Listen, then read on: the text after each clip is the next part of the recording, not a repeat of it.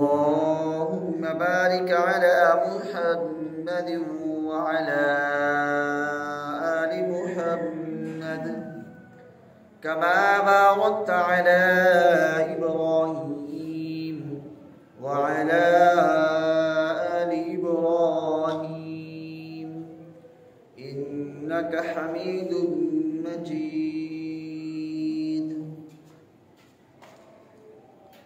تمام قسم کی حمد و ثنا، تعریفات، تمجیدات، تکبیرات اللہ عز و جل کی ذات اقدس کے لیے خاص ہیں کہ جس نے جن و انس کو پیدا فرمایا اور ان کے پیدا فرمانے کا مقصد بھی بتلا دیا۔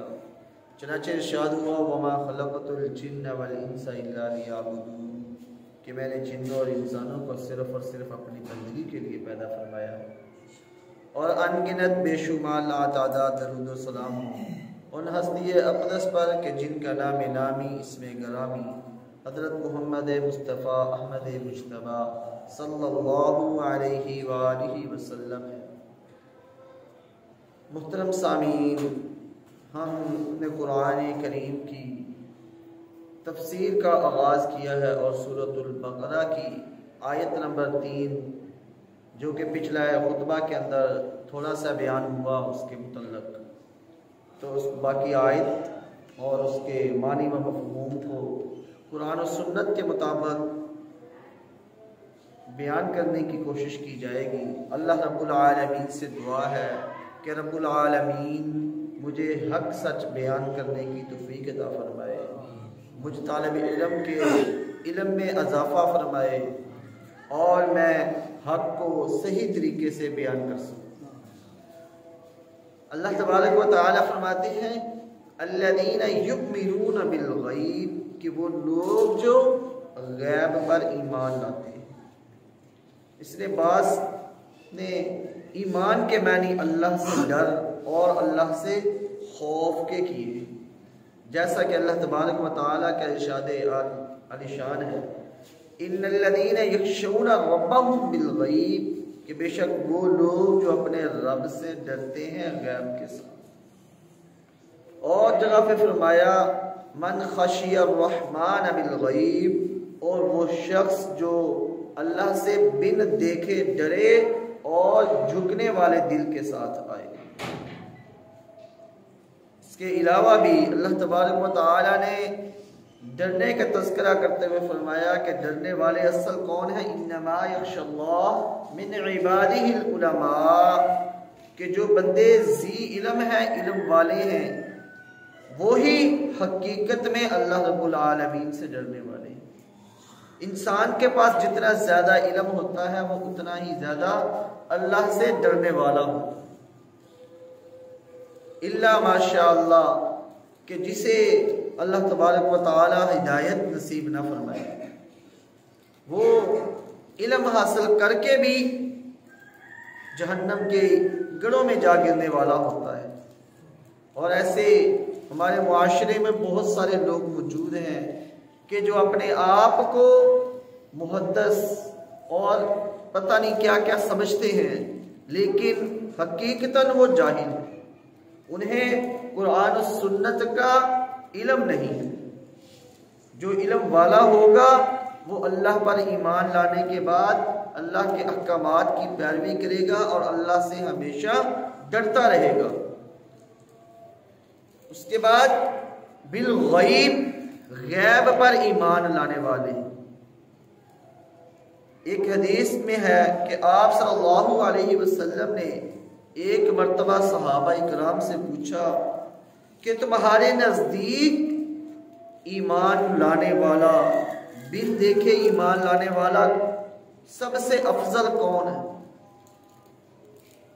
کہ ایمان جو لاتے ہیں، ہم بھی ایمان لائے ہیں، انبیاء بھی ایمان لاتے ہیں، فرشتے بھی ایمان لاتے ہیں، تو ایمان لانے والوں میں افضل کون ہے؟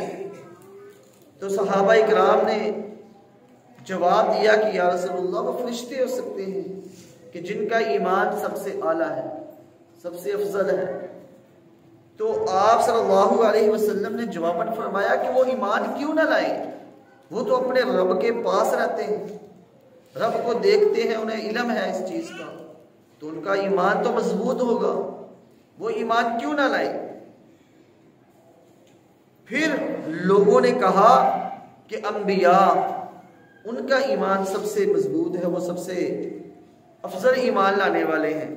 تو آپ صلی اللہ علیہ وسلم نے جواباً فرمایا کہ وہ ایمان کیوں نہ لائے؟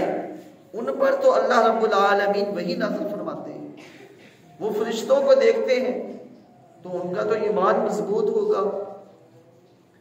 پھر لوگوں نے کہا کہ یا رسول اللہ پھر اس کے بعد اگر کوئی ایمان والے ہیں تو وہ ہم ہیں۔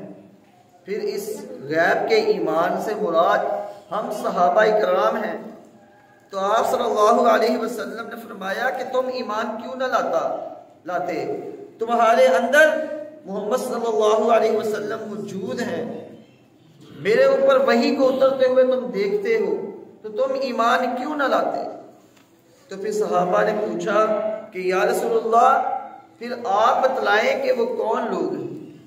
تو آپ صلی اللہ علیہ وسلم نے فرمایا کہ وہ لوگ ہوں گے جو دو گتوں کے اندر یا صحیفوں کے اندر اس کتاب کو، قرآن مجید کو پائیں گے اور وہ اس کے اوپر ایمان لائیں گے جیسا کہ تم ایمان لاتے ہیں۔ نہ ہم نے اللہ کو دیکھا، نہ آپ صلی اللہ علیہ وسلم کو دیکھا، لیکن پھر بھی ہمارا ایمان اللہ اور اس کے رسول پر ہے، تو یہ ایمان افضل ہے۔ یہ حدیث مرفوعاً صحیح ہے۔ مرفوع حدیث وہ ہوتی ہے جو آپ صلی اللہ علیہ وسلم سے نہ مروی ہو بلکہ صحابی بیان کرے۔ ایک سند سے یہ ضعیف بھی ہے لیکن ایک سند سے یہ صحیح ہے، اور اسے امام حاکم نے بھی صحیح قرار دیا ہے۔ اسی طرح ایک اور حدیث ہے جس کے اندر غیب کا تذکرہ ہے، وہ بھی ابن ابی حاتم میں ہے کہ حضرت بدیلہ بنت اسلم رضی اللہ عنہا فرماتی ہیں کہ بنو حارثہ کی مسجد میں ہم ظہر یا عصر کی نماز ادا کر رہے تھے اور ہمارا منہ کس طرف تھا؟ بیت المقدس کی طرف۔ یہ تب کی بات ہے جب رسول اللہ صلی اللہ علیہ وسلم کو قبلہ کی طرف منہ کر کے نماز کا حکم نہیں ہوا تھا، بلکہ اس وقت خانہ کعبہ نہیں بلکہ بیت المقدس مسلمانوں کا قبلہ تھا، جسے ہم قبلہ اول کہتے ہیں۔ تو ہمیں آ کر کسی نے خبر دی کہ رسول اللہ صلی اللہ علیہ وسلم نے بیت اللہ کی طرف اپنے منہ کو پھیر لیا ہے۔ تو وہ فرماتی ہے کہ یہ سنتے ہی ہم گھوم گئے، ہماری جو عورتیں تھیں وہ مردوں کی جگہ پہ آ گئیں اور جو مرد تھے وہ عورتوں کی جگہ پہ چلے گئے۔ تو باقی کی ہم نے جو 2 رکعتیں تھیں وہ ہم نے بیت اللہ کی طرف منہ کر کے ادا کی۔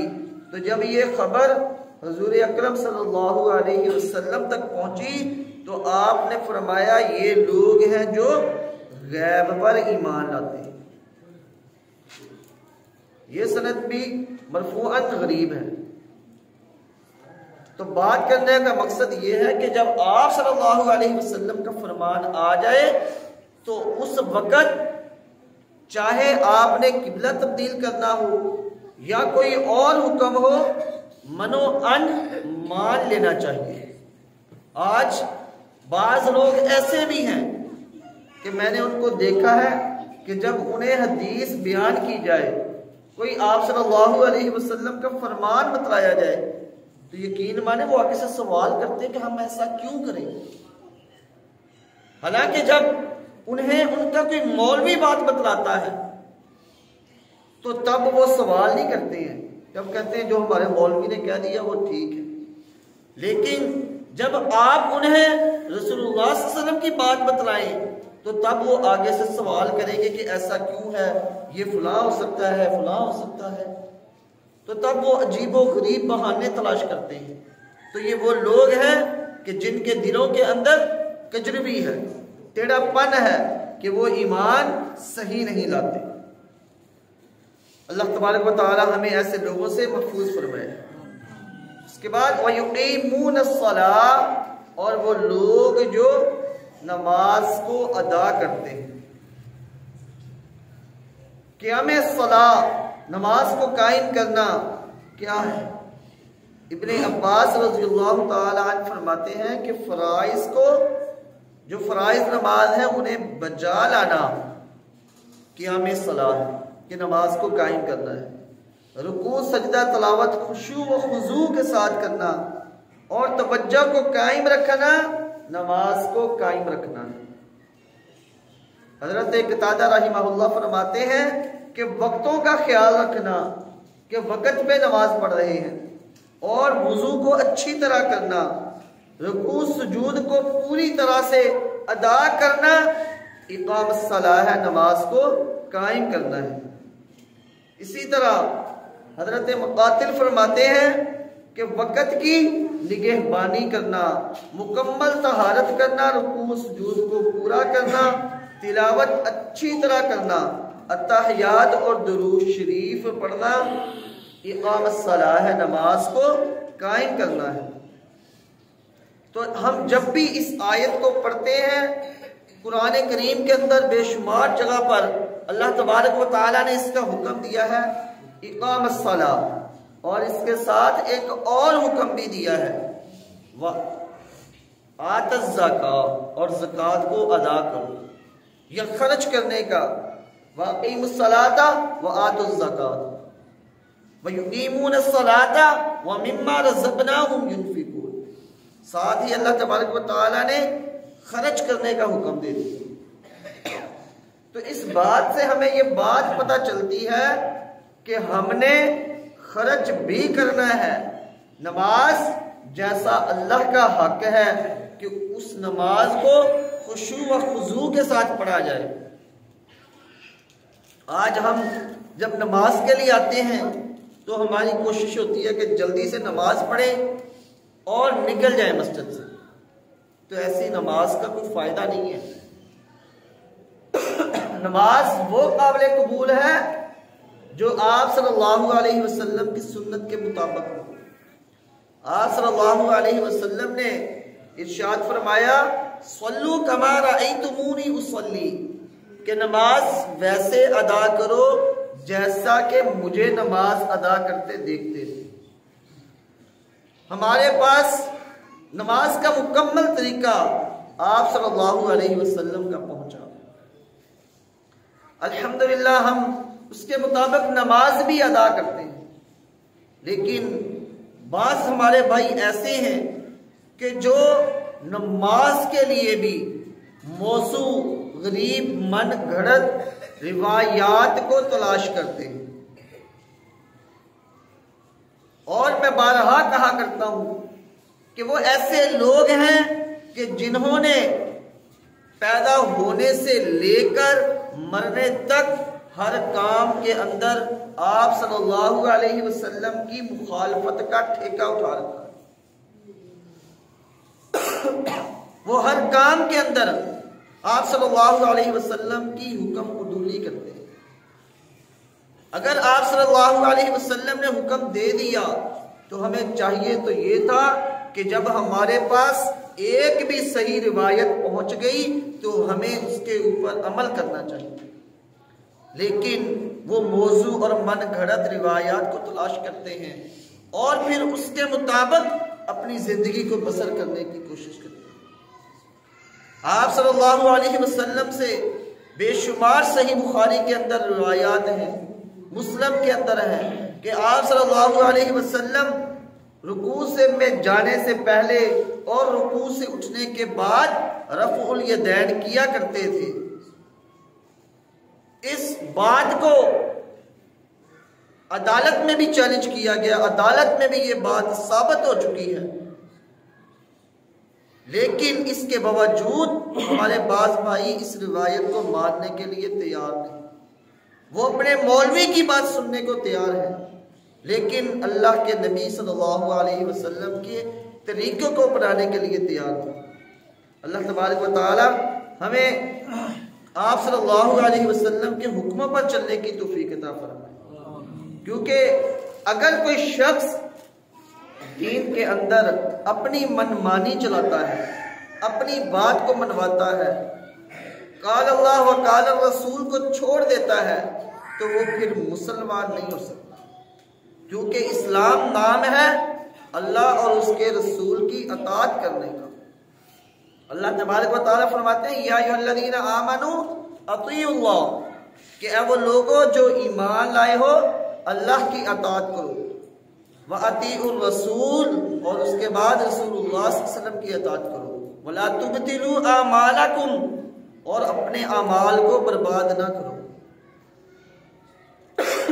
اس سے ہمیں یہ پتہ چلتا ہے کہ جو اللہ اور اس کے رسول کی اطاعت نہیں کرتا اس کے تمام اعمال ضائع کر دیے جاتے ہیں۔ یوں تو خرچنے والے کافی لوگ بھی ہیں، کیا ان کا خرچنا، ان کا مال کو اللہ کی راہ میں دینا یا صدقہ و خیرات کرنا انہیں فائدہ دے گا؟ قیامت کے دن ایک ذرہ بھی فائدہ نہیں دے گا۔ ہمارے یہاں پر لاہور کے اندر ہی گنگا رام ہسپتال ہے، کتنا وہ خرچ رہے ہیں۔ میو ہسپتال ہے، اس کو بھی بنانے والے انگریز تھے، اور اس کا جو جس کے نام پہ بنایا گیا وہ گستاخ تھا، اس کی میں نے تاریخ پڑھی، صرف اس لیے اس کے نام پہ بنایا گیا کہ اس کا نام زندہ رہے۔ تو خدا کی قسم اس سے کوئی فائدہ نہیں دے گا یہ ہسپتال۔ یہ باغ جناح جس نے وقف کیا اور ابھی تک اس کی دیکھ بھال کے پیسے بھیج رہے ہیں انگلینڈ والے، انگلینڈ یا انگلستان کے کوئی ملک ہے جو اس کے خیال رکھنے کا پیسہ بھیج رہا ہے، تو کیا وہ اس کو فائدہ دے گا؟ وہ اگر ایمان والے ہیں تو ان کا مال خرچ کرنا انہیں فائدہ دے گا، اگر ایمان نہیں لاتے تو چاہے آپ زمین بھر کے مال و دولت خرچ کر لیں وہ آپ کو ذرہ برابر بھی فائدہ نہیں دے گا۔ وَيُقِيمُونَ الصَّلَاةَ، اور وہ نماز کو قائم کرتے ہیں، وَمِمَّا رَزَقْنَاهُمْ يُنْفِقُونَ، اور اس چیز سے جو ہم نے ان کو رزق دیا ہے خرچ کرتے ہیں۔ صحابہ اکرام بیان فرماتے ہیں کہ سورۃ برات کی آیات جو ہیں زکوٰۃ کے بارے میں، ان سے پہلے ہم جو خرچ کیا کرتے تھے وہ اپنے اہل و عیال پر، رشتہ داروں پر اور ہمسایوں پر، اور جو ہمارے دور کے جتنے بھی عزیز و اقارب ہوتے تھے ہم اپنے مال کو ان کے اوپر ویسے ہی خرچ کیا کرتے تھے۔ لیکن جب زکوٰۃ کا ایک نصاب آ گیا، مسلمانوں کو پتہ چل گیا کہ ہم نے ایسے اپنے مال کو خرچ کرنا ہے جن کے اوپر زکوٰۃ فرض ہوتی ہے، پھر انہیں اس چیز کا بھی بتلا دیا گیا کہ آپ نے صدقات کہاں کہاں دینے۔ انما الصدقات للفقراء والمساکین، وہ مکمل ایک آیت ہے اور اس کے اندر اللہ تبارک و تعالیٰ نے وضاحت سے بتلا دیا۔ صحیحین میں ایک حدیث ہے، حضرت عبداللہ بن عمر رضی اللہ عنہما سے روایت ہے کہ رسول اللہ صلی اللہ علیہ وسلم نے ارشاد فرمایا کہ اسلام کی بنیاد 5 چیزیں ہیں، اللہ کی توحید اور حضرت محمد صلی اللہ علیہ وسلم کی رسالت کی گواہی دینا۔ اگر کوئی شخص یہ گواہی نہیں دیتا، توحید کی اللہ کا اقرار نہیں کرتا، تو وہ اس کے بعد چاہے تو زمین و آسمان صدقہ کرے اس کے مال کو قبول نہیں کیا جائے گا۔ اور اس کے بعد نماز کو قائم کرنا یہ اسلام کا رکن ہے، اور یہ اہم رکن ہے۔ جو نمازیں ادا نہیں کرتا تو وہ بھی اپنے آپ کو مسلمان نہ جانے کہ میں مسلمان ہوں، کہ اللہ نے اسے استطاعت دی، جسم دیا اپنی۔ اگر آپ جان کو دیکھیں، اپنے جسم کو دیکھیں تو آپ کا ایک ایک اعضاء انتہائی قیمتی ہے۔ کیا کوئی لاکھوں روپیوں کے لیے اپنی ایک آنکھ دے سکتا ہے؟ اسے لاکھ روپیہ بھی دے دیا جائے، 5 لاکھ 10 لاکھ کی بھی آفر کروا دی جائے تو وہ کبھی بھی اپنی ایک آنکھ دینے کے لیے تیار نہ ہوگا، اپنا ایک ہاتھ دینے کے لیے تیار نہ ہوگا۔ تو جو اللہ نے ہمیں اتنا قیمتی جسم دیا ہے، ہم اس کا حق کس طرح سے ادا کریں گے؟ اگر ہم نماز قائم نہیں کرتے تو پھر ہم مسلمان نہیں ہیں۔ اسی طرح اللہ تبارک و تعالیٰ نے ایک جگہ پر ارشاد فرمایا وَأَقِیمُوا الصَّلَاةَ وَلَا تَکُونُوا مِنَ الْمُشْرِکِینَ کہ نماز قائم کرو اور مشرکوں میں سے نہ ہو جاؤ۔